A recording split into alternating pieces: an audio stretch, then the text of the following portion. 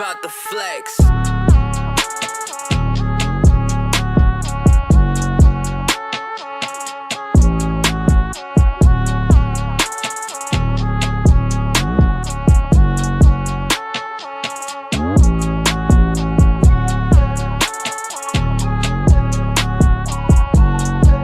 Hello everybody, welcome to the Ozarks Sports Show. Here joined with the head coach of the Crane Lady Pirates, Coach Jeremy Mullins.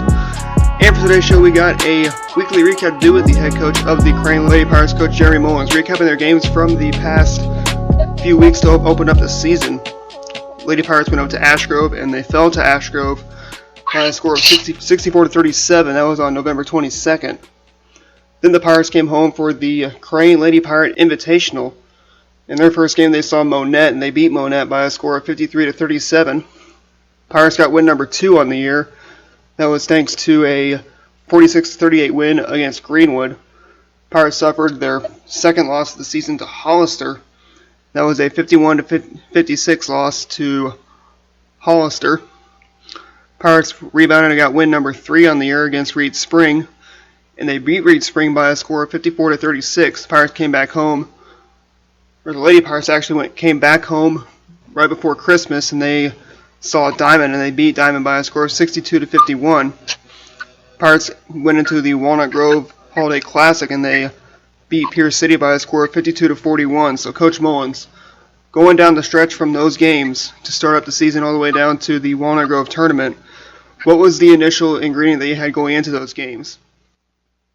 Well, just like always, Adam, we hope our girls play hard, play together, and it's about making shots and playing some great team defense. So, we started out with Ashgrove, like you said, and we had some first game jitters, some nerve. They got the D1 signee in mode and some great guards to go with her. So, their size just hurt us a little bit. And then we started our Crane Lady Pirate tournament with Monette, and then Greenwood, we had some good games there, and then lost the championship to Hollister. Hollister's got a well-rounded team, and it was a good game. Fought them hard, I thought.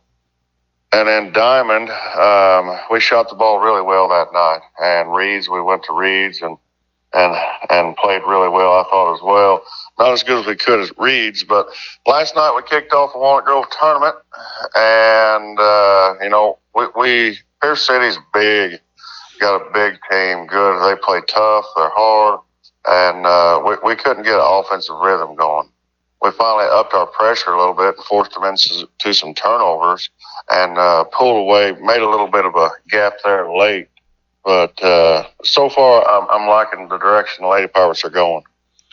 You are liking that direction the Lady Pirates are going with that 5-2 record for the year. And now going in those games, what were the positives that you saw in those games against, once again, Ashgrove, Monette, Greenwood, Hollister, Reed Spring, Diamond, and Pierce City? Well, our defense is getting better, I feel, every day. Every day we're working on that, and I'm liking that. We're starting to also take our shots when we're open in rhythm. We only have 2 seniors, 2 juniors, the rest are freshmen and sophomores. So, out of my 11 kids, only 4 of them are upperclassmen. So it's a learning curve. How hard do you have to play? What situations are you going to need to do the correct thing? So it's a big learning curve. It is a big learning curve when you have just 4 upperclassmen and the rest are just freshmen and sophomores. Now, going down the line, what were the negatives that you saw from the games against Ashgrove, Monette, Greenwood, Hollister, Reed Spring, Diamond, and Pierce City? I don't know if we always rebound to the best of our ability, Adam.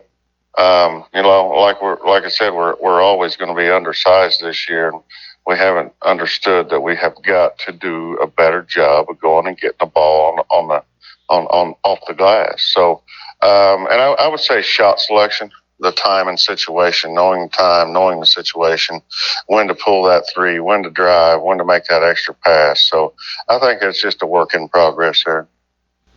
Just a work in progress, as there is still a lot of basketball left to play.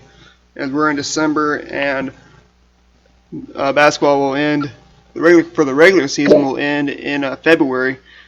And now coming up tomorrow on December 23rd, you're going to be taking on Hollister. So it's going to be a rematch of the Crane Lady Pirates Invitational Championship game when you take on Hollister. So what are the corrections that you're going to be making for this game before you guys take on Hollister? Well, we've got to do, like I said, I think we got to do a better job. They out-rebounded us pretty bad. So we got to do a better job on the board and, hopefully make some shots. And they got some tremendous players over at Hollister. They got people that can do it all. So it'll be a really tough matchup, especially seeing them this close from our last tournament. So it should be a good game, I'm hoping, if my girls are prepared and come out ready to play hard. And going into that, from the Crane tournament, you guys had two players that made the all-tournament team. I believe that was Gracie Brawley and Danielle Cutbirth. So talk about what they do on the court, what they've been doing in the last few games. Well, Danielle's my primary ball handler, and she's also, I always put her on the other team's best offensive player. So, she's my defensive stopper as well as my point guard. So, Gracie Brawley knows a lot about the game. She has a tremendous work ethic and a tremendous IQ, and she's been scoring the ball for us. I think in 3 out of the last 4 games, she's had 28, 26, and 22. So she can put the ball in the hole. Gracie Brawley and Danielle Cutbirth, pretty much the main ball handler and the one that can just put the ball in the hole. And now looking at the other girls that you have right now of Lily McMenemy, Lily Woodward, Sade Bott, along with some sophomores in Kaylee Bott, Gracie Rich, and Morgan Cleveland and Hunter Cleveland. What are you mostly expecting from those players, and what are their roles that they have? Well, everybody has their own role, like you said. But those post players or forwards or guards, and I expect them all to guard. But offensively, they each have their own role in the sets, and I'm trying to get them to understand that and be better at that role every day. But I want everybody to first and foremost play defense and rebound. So right now there's a couple of them that are still searching for their role and where they fit on this team. But I think as time goes on, we'll get better at that. As time goes on, they'll get better at that. And now as we look from those weeks for the player of the week, who do you think would be your player of the week from those weeks that shined out on the hardwood for the Crane Lady Pirates? I would have to say my 2 seniors. Brawley with her scoring and Danielle Cutbirth with her defense. So I'd have to go with those 2 young ladies. Go with both Gracie Brawley and Danielle Cutbirth, who shined out on the court. The 2 seniors for the Lady Pirates. And as we have now known, you guys are going to be in Class 2 District 11. So who's going to be in Class 2 District 11 as we look further ahead into February? I'd be Greenwood and Blue Eye and Billings and us, and I'll forget them all right now, Adam, but it's going to be a stacked field. So the district will be played at Billings, so at least it's close for us. But right now, with Blue Eye in the district, they're the cream of the crop. They're state ranked. They've been to 2 or 3 Final Fours in a row. So that'll be our tough.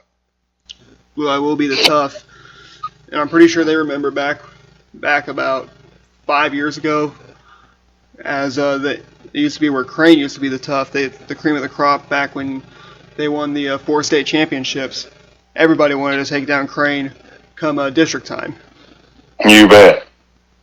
And now, before we let you go, if there are any final words you had to say to the coaches that you've played and the one that you're going to be playing next, which will be Coach Jeff Dishman, what will be your words to all the coaches that you've played to open up the season? I hope everybody has a great Christmas. I hope all your teams have stay healthy and everybody can get through this season and on a positive note.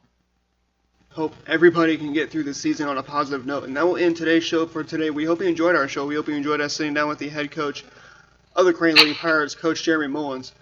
If you want to stay connected with the Crane Lady Pirates through social media, Be sure to like them on Facebook. Also follow them on Twitter. Their Twitter is at Crane Hoops. Once again, it's Crane Hoops on Twitter. Also, check out Misha.org for their schedule. As I mentioned, they're going to be in the Walnut Grove Holiday Classic. They'll be taking on Hollister. That will be the rematch of the Crane Lady Pirates Invitational Championship game. If you want to stay connected with Ozarks Sports Report through our social media, be sure to like us on Facebook, follow us on Twitter, subscribe to our YouTube channel, follow us on Instagram, and check out our website. Our website is ozarksportsreport.website.com/ozarksportsreport. One final time, I want to thank Head Coach Jeremy Mullins for sitting down with us to talk about the games that opened up the 2021-2022 season all the way down to the Walnut Grove Holiday Classic. Also, we'd like to wish Coach Jeremy Mullins best of luck in the next game as they will take on Hollister for one final time. I'm Adam Smith from the Ozarks Sports Report saying, have a good day, everybody.